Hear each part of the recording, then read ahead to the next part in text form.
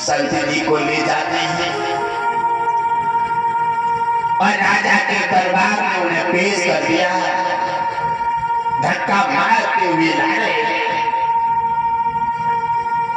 ऐसे साधु संतों की पुकार सुनकर के बार बार भगवान विष्णु कई बार धरा पर आए हैं।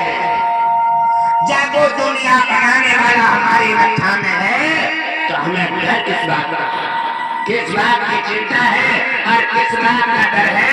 इसलिए साधु संत हमेशा निडर बनकर रहते हैं। इसी प्रकार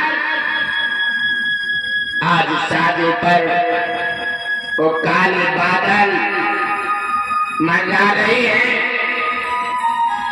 राजा के दरबार में उन्हें पेश कर दिया है राजा के सैनिकों ने। और राजा ने पूछा,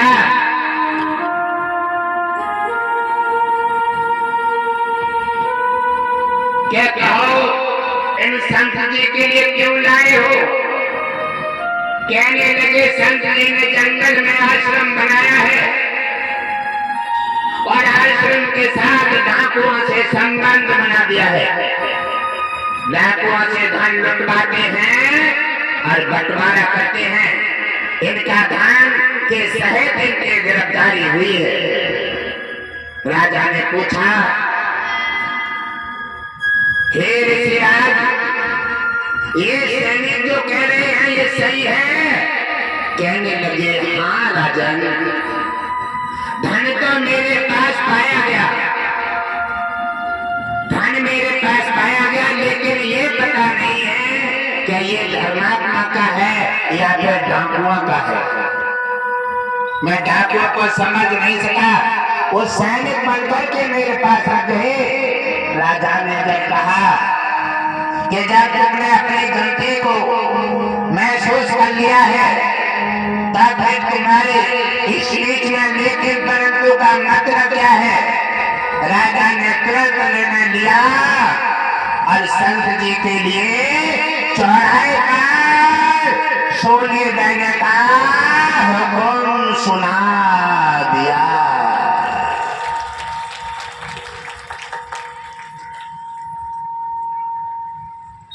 और कहा, ले जाओ सैनिकों, जब इन्होंने डाकुओं का साथ दिया है तब उन्हें चौराहे पे टांग करके और सोने पर चढ़ा दो। डाकुओं का साथ देता है और वो भी डाकुओं का सहयोगी है, उसके लिए मृत्यु दंड दिया जाएगा।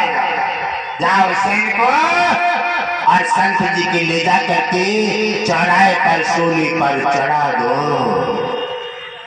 राजा का आदेश हुआ। सैनिकों ने ले जा करके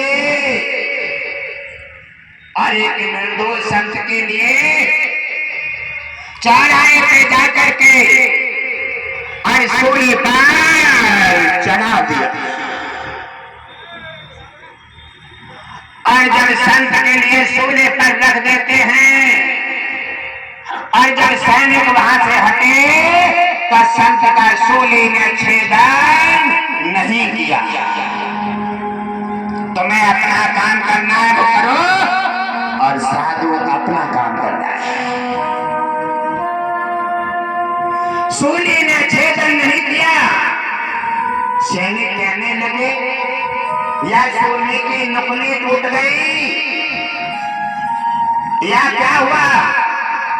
और संत ने अपना आसन जमा करके भगवान विष्णु के ध्यान मगन हो गए।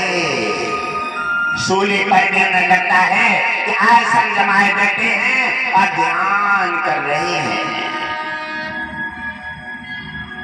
धीरे धीरे धीरे धीरे 12 घंटे पूरे हो जाते हैं और सूली ने ऋषिराज का छेदन नहीं किया।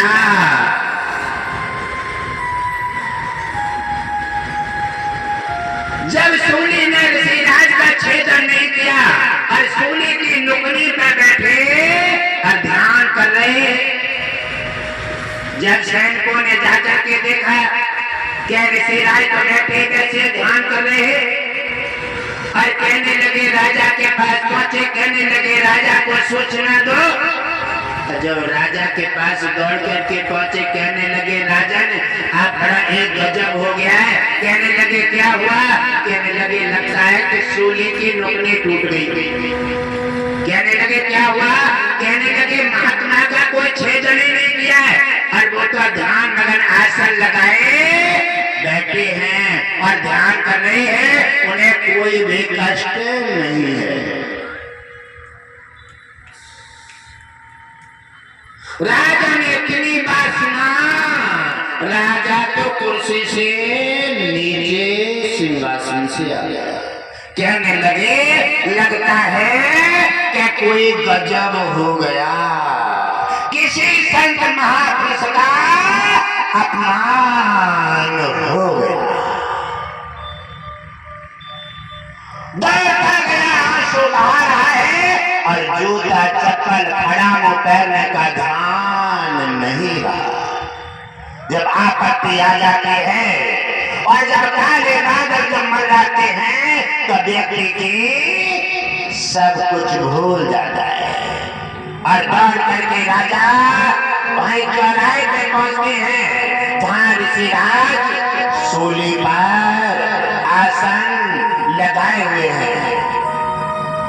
और राजा ने जाकर के वहीं पर अपना लेट गए और मस्तक टेक दिया और वो देर से कहने लगे हे मुनिराज, अपराध तो माफ करने लायक नहीं है। इतने महान संत का मैंने राजा के पद की गर्मी में और इतने महान संत का मैंने निरादर कर दिया।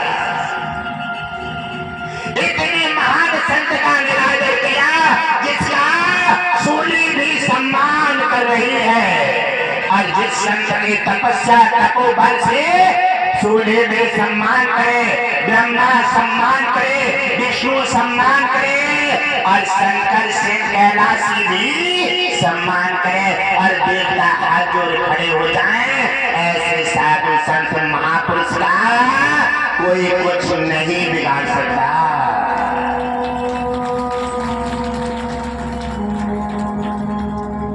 वो राजा बार बार कहते हैं हे गुरुदेव, मेरे से बहुत बड़ा अपराध हो गया। इतने तो मैंने पुण्य भी नहीं किए। किसी साधु से अलग में बोल दो, किसी गुरु से उसका निरादर करो या फिर उसका अपमान करो या उसके साथ में छल करो, भगवान भी माफ नहीं करेगा। क्योंकि वो भगवान दुनिया बनाने वाला गुरु के चरणों में है। भगवान विष्णु राम रूप में आए, ब्राह्मणों का साधु संतों का सम्मान किया, आदर किया और इनके लिए समर्पित भाव में रहे। दुनिया बनाने वाला साधु संत महापुरुष ब्राह्मणों का और दीन दुखिया समाज का आदर करता है, उसका तुम कैसे क्या बिगाड़ सकते हो।